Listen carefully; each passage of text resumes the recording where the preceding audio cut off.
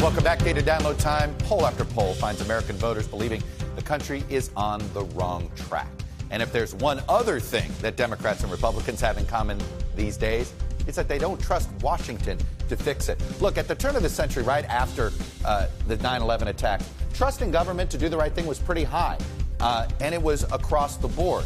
20 years later, it is down to just 20%. And let me show you again, no real partisan divide here. In October of 2001, a majority of Democrats, larger majority of Republicans had trust in that Republican control of government.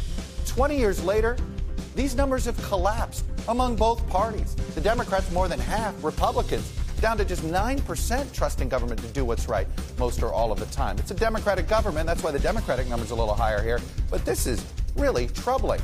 Now, you might ask yourself, how did we get here? And what do they think next? Well, it's a very cynical public.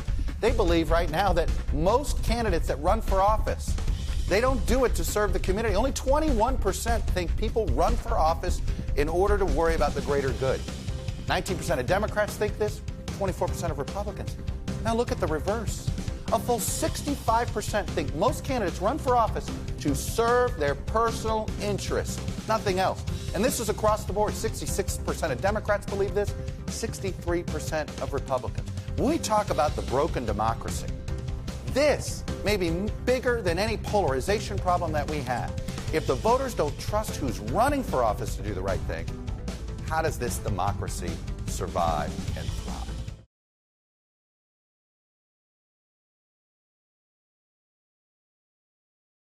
Thanks for watching our YouTube channel. Follow today's top stories and breaking news by downloading the NBC News app.